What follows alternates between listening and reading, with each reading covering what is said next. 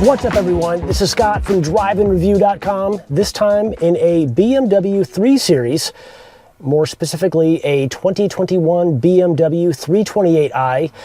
Again, another brand that I'm not, another brand that I'm not very familiar with. I've only driven one other BMW in my life. It was nice. It was another 3 Series. It was a 2015 model. This is the 2021, and things have gotten better. I remember that last car that I drove was actually really nice. It was a little bit rough around the edges. This seems to address some of the issues that I had before. Anyway, the point of this video is just to give you a sort of a first impressions look of the 328i, the 2021 model, in terms of what it's like to drive. You know, the overall driving experience, the pros, the cons, that sort of thing. This isn't going to be a typical review where I'm going to show you all of the features. I mean, there are so many other reviews out there on the internet. If that's what you're looking for, I recommend searching Doug DeMiro's channel. I'm sure he's done something really in-depth about this car. But I'm just going to give you the driving impressions, what I personally feel when I drive this thing. Again, as somebody who doesn't really have a lot of BMW experience. I drove this thing down from Los Angeles yesterday. I'm in San Diego right now, and that was about a 2.5-hour drive. So I really got to know this thing last night during that drive. There was a lot that I liked and I didn't like about it. Number one, it's a fantastic highway cruiser at high speeds. The one thing that I didn't like is the driver assist feature, or the lane keeping feature, where it tries to keep you in the lane. It's very, very aggressive, and it actually feels like the wheel is being yanked out of my hands if I just start veering over a little bit towards the edge of the lane. And it's a really strange sensation. It feels like the car is not even under my control. It feels like it's going to do its own thing, and I don't like that. And if this was my car, I would definitely turn that off. But anyway, the drive down last night was great. The seats are excellent. It's really comfortable. The dashboard is a little bit bland. It's a little bit plain. It's not as nice as the 2015 model that I drove a few years ago. It's getting a lot simpler. Everything is digital now. It's nice, but it's just not as analog as I like it. So anyway, like I said, this is a video about driving impressions and what I personally feel as I'm driving this thing, or what I experience. So let's just do that. Let's go for a drive and put your foot on the brake, press the start and stop button, and there we go. This car, by the way, has the 2-liter 4-cylinder engine, and I will say it scoots. It's not very fast from a dig, but out on the freeway, when you're cruising along at 70 miles an hour and you need to get around traffic and pass somebody, it moves. It has instant power. There's no turbo lag as far as I can tell. And yeah, let's go cruising.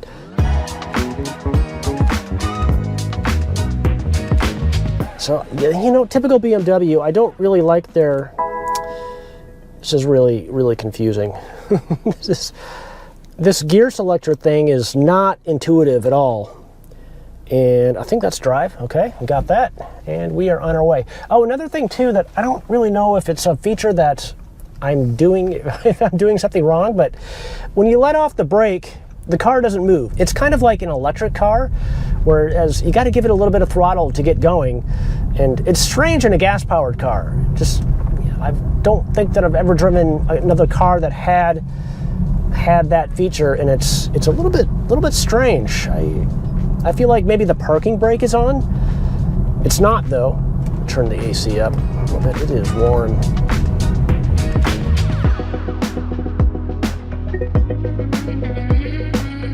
Another thing that I don't like about this car is, one of the things, when I do these reviews, I like to tell you how many miles the car has on it, because I typically do reviews of either rental cars or personal cars, and I like to tell you how the car is holding up. Are there squeaks and rattles? Are there too many squeaks and rattles for the age of the vehicle and how many miles it has? Well, I can't tell you in this car because I have no idea how to see the odometer. I was playing with all the controls here, and it's not intuitive at all. I know this is a 2021 model. It is a rental car. Picked it up at the Los Angeles International Airport last night, and you know, it's BMW. There are some creaks and rattles. It feels a little bit like a rental car because you can hear all the plastic bits rattling. The sunroof is rattling a little bit. I think it's the shade. I'm sure there's a shade up here, but I don't know how to do that. But that is rattling. I can hear that. That's where the main rattle is coming from in this car. But some of the A-pillar components and pieces are rattling a little bit over big bumps, especially the driver's side. Another thing that don't worry, I'll get to the things that I like in a moment, but another thing that I don't like is the gauge cluster is really overly designed in my opinion. And driving away from Los Angeles last night, I was 30 minutes into the drive, headed towards San Diego, and I couldn't tell how much gas this thing had. The gas gauge is designed in a way where when it's completely full, you can't see the needle and you can't tell if there's a needle at all. And it's really confusing. And it wasn't until maybe I got an hour outside of Los Angeles that the gauge started moving down a little bit, and I could see exactly how much gas that I had. So, okay, now on to the good things. As I said before, this thing is an excellent highway cruiser. Getting on the freeway last night, I immediately knew it was going to be a great drive to San Diego. And even at high speeds on the freeway, see, there it goes. There's that lane assist thing. It just pulled me off towards the side of the road into the rocks there a little bit for some reason. It's weird, and I don't like that. But anyway, like I was saying about the cruising thing, at highway speeds, it tracks straight, it's really smooth, and visibility is really good, so it's just really easy to cruise at high speeds. And this is an excellent road trip car.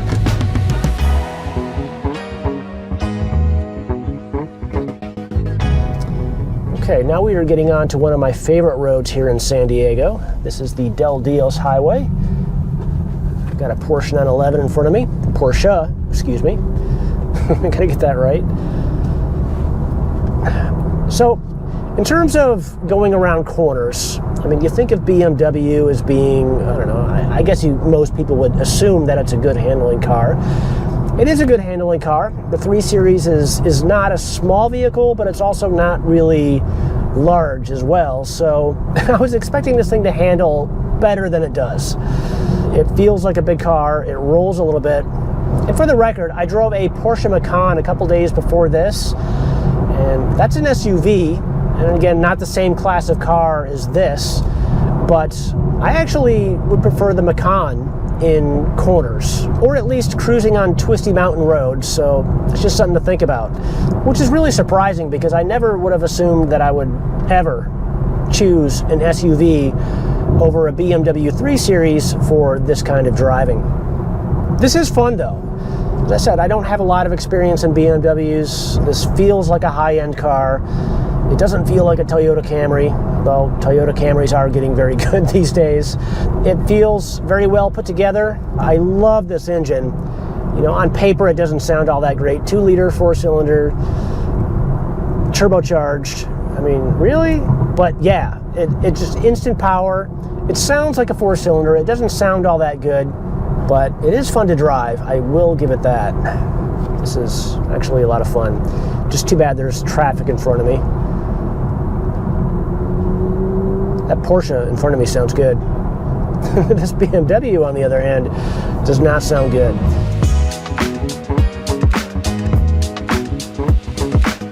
Let's see what else. Apple CarPlay works very well.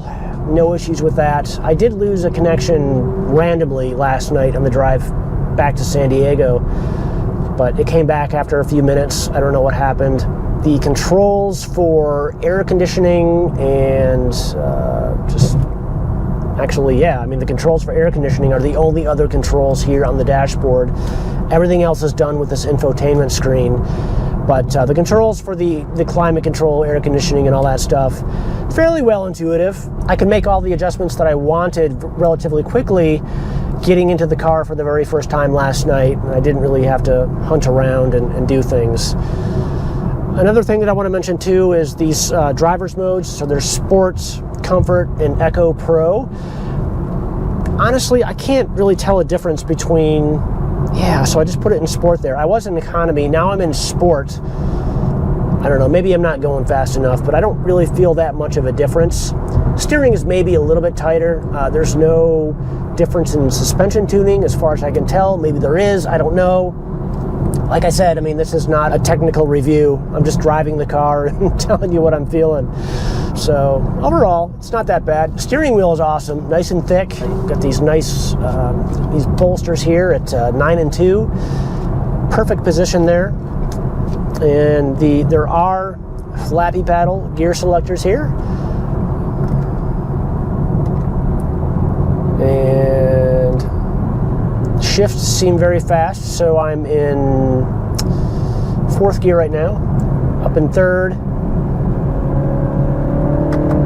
Shifts are pretty much instant. That's nice. Back up into 3rd. Just too bad I got traffic in front of me. I can't really do anything. Yeah, I'm gonna have to play with that in just a little bit, but down to 4th. And yeah, that's nice. It's not a laggy transmission at all. The paddle shifters work very nicely. I can't complain. And when you stop playing with the paddles, it'll go automatically back into the normal automatic transmission mode where it'll shift itself. So there's really nothing you need to do on the gear lever here, which is nice because as you're driving, that's just one less distraction.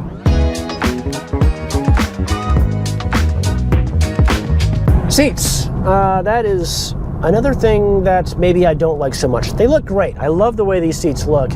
My problem is that there's a lack of lumbar support, and I have a rolled up pair of shorts behind my back, or between my back and the seat, just to give myself a little extra lumbar support there.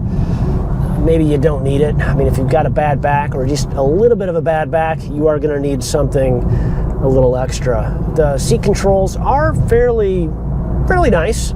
There's a lot of things to adjust. I couldn't quite get it exactly the way I wanted it. Like I said, I've had this car since last night, and I still don't feel like I'm in the right position yet. I feel like I'm maybe a little bit too forward, and I'm sure with some tweaking, and if this was my car, I could get it exactly the way I wanted it, but all I'm saying is it's kind of hard to get it right the first time or within a few minutes, so be prepared to tinker with that if you're getting into this car for the first time like I did.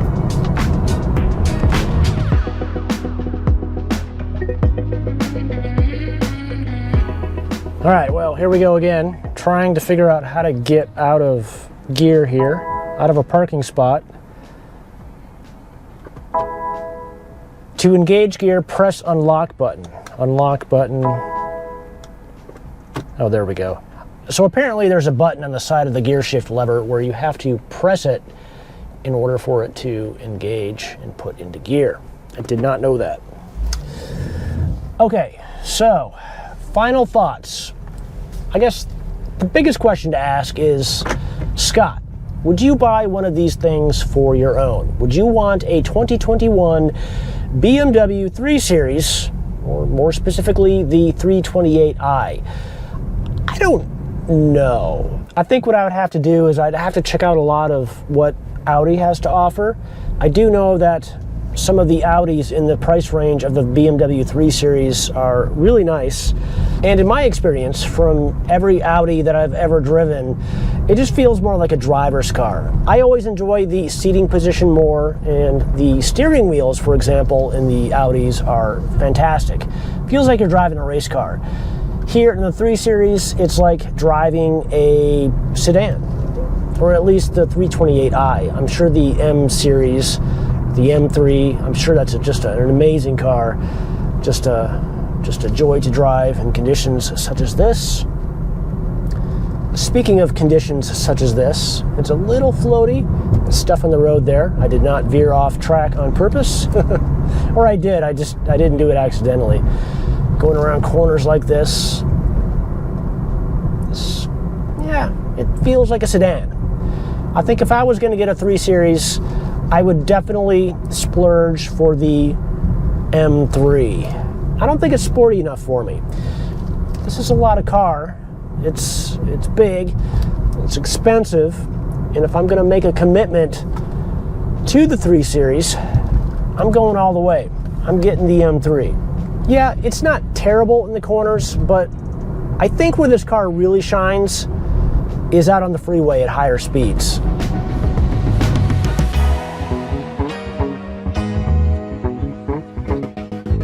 All right, we are in sport mode. Getting on the freeway. First, we got to go around a really tight corner here, like 90 degrees or more. Holy cow. All right, acceleration, full throttle. See, not all that impressive, but as the speed builds, it really builds. This is an engine that really likes to rev, and you've got to get it up on the RPMs for it to really do anything. It took a little while to get off the line there, but if you're on the freeway and you're moving and you need to move into traffic, it does great. I'm at 75 miles an hour right now. I'm gonna move over here like this, give it some gas. Wow, it's just instant. That really, really moves.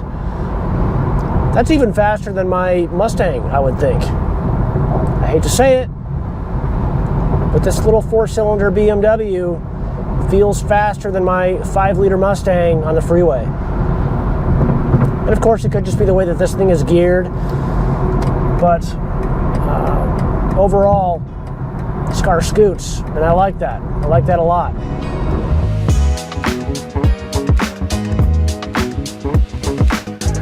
Anyway, so I hope you found this useful. The 2021 BMW 328i is a nice car. As much as I complained about it earlier in this video, the truth is that I like this thing. I like it a lot. I don't think I would buy it in this configuration, but I like it a lot. And if you're thinking about buying one, I recommend it. It's not the perfect car. It's not a sports car. It's not exactly a luxury car either. It's kind of somewhere in the middle. The best way for you to know if you're going to like it or not is just to go out and drive one. It's not for everybody. It's almost for me. I think the M3 is what I would want, but anyway, that's just my opinion. Hope you found this useful. If you liked it, give it a big thumbs up. Thanks for watching, and I will catch you in the next one.